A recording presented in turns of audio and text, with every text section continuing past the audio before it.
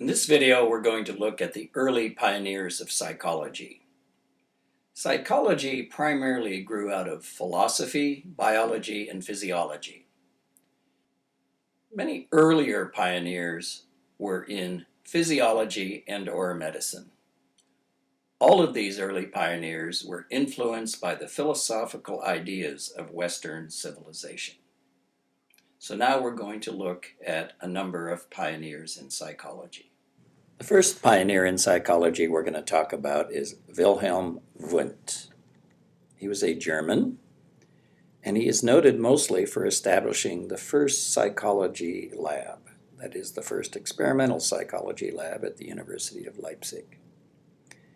He really established psychology as an experimental science.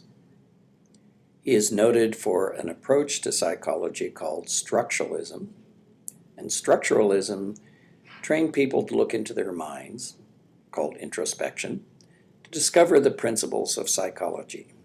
He was inspired by chemistry that was discovering that atoms were the fundamental structure of the universe. He was looking for the fundamental structure of the mind. Our second pioneer figure studied with Wundt. He was an American named G. Stanley Hall. He established the first psychology lab at Johns Hopkins University in 1883. He studied under William James, first at Harvard and then with Wundt at Leipzig. He influenced educational psychology and the study of adolescence. His contributions in the psychology lab were not that important. The third pioneer, we go back to Germany, and it's Hermann Ebbinghaus. He's noted for the first experiments on memory, inspired by work in psychophysics by some fellow Germans. He conducted experiments dealing with learning meaningless material called nonsense syllables. He then decided to test himself and see how long this meaningless material could be retained in memory. So he's very famous for the forgetting curve. Basically, once he learned the material to 100%, he kept retesting himself, and within 2 weeks, he discovered that about 20% was all he could remember. 80% was lost. Remarkably, however, between 2 weeks and 9 weeks, there was very little additional loss. If you think about the nonsense syllables that he learned, and let's take an American example, ATL, many of us would think of the city of Atlanta. And so, in a sense, these meaningless nonsense syllables, some had meaning, or at least we impose meaning on them. So that probably explains why we hang on to at least 20% of it. Going back to America, we have another great American pioneer named William James. He is perhaps most famous in psychology for the first psychology textbook, which he published in 1890. It was a very influential book. He was the brother of the novelist Henry James, so a very talented family. He also contributed to the philosophy of psychology, identifying the idea of functionalism. Unlike Wundt, he was not looking for the basic structures of the brain, but how the brain functioned. He established pragmatism as a philosophy of psychology and education. And he understood mental behaviors as an adaptation to environment. James, more than anybody, stamped American psychology with this pragmatism or functionalism that's actually present today.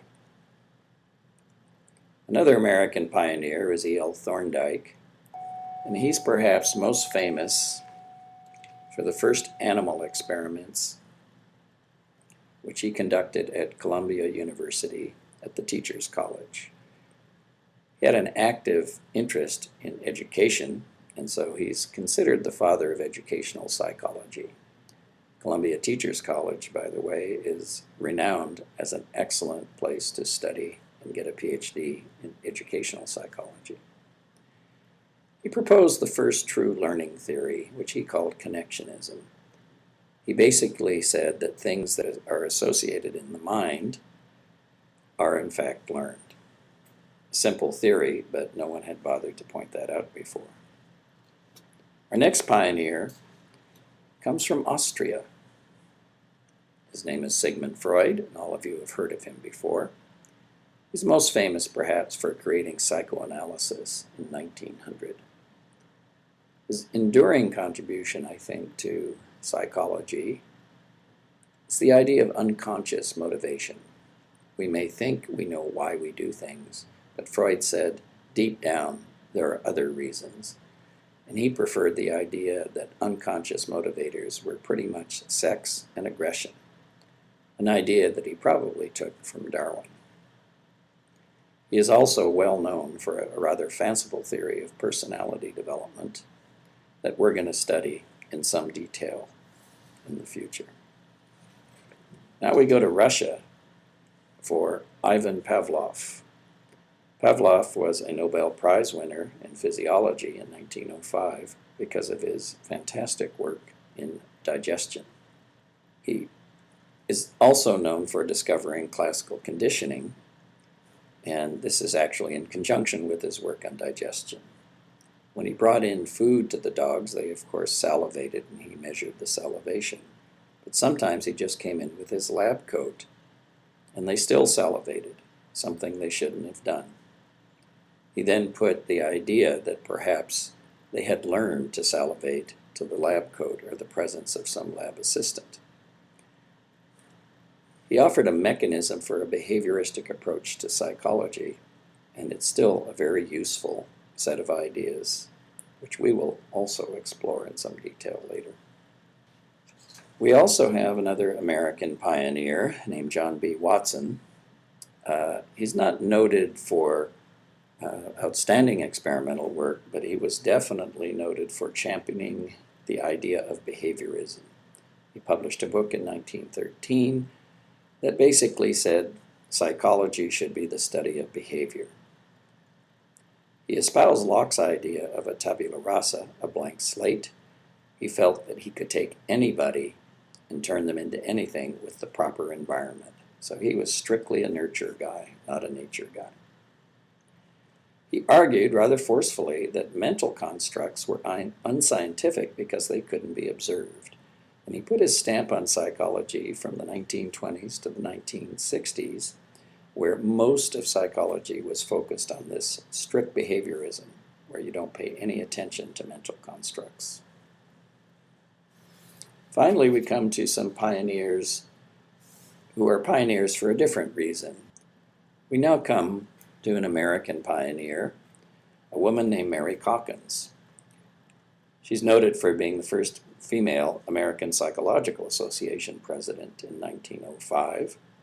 She studied under William James at Harvard, and James put her up for a PhD, but Harvard refused to grant a PhD to a mere woman.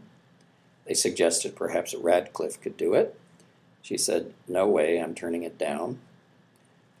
She was, in fact, a good experimental psychologist and invented a paired associates technique for memory studies that's still in use today. The first actual PhD was a woman named Margaret Washburn. She got her degree from Cornell, and it was not a special sister school. It was actually Cornell University in 1908. She went on to have a very long career at Vassar in philosophy and psychology. She wrote a book called The Animal Mind that actually went very much against the current bias against cognitive ideas. She actually thought animals thought, and certainly she thought that human beings thought, and that's the proper study of psychology. So there you have it. Those were the major pioneers in psychology. We had Wilhelm Wundt establishing the first psychology lab, G. Stanley Hall, the first psych lab in America, Hermann Ebbinghaus, famous for his forgetting studies, and back in America, William James, who wrote the first psychology textbook, E.L. Thorndike, the first animal studies, Sigmund Freud, noted for unconscious motivation, Ivan Pavlov, Classical Conditioning, John B. Watson, Behaviorism, and two women, Mary Calkins, who was the first female American Psychological Association president, and Margaret Washburn, the first female recipient of a PhD in psychology from Cornell University. And that is a good overview of early pioneers in psychology.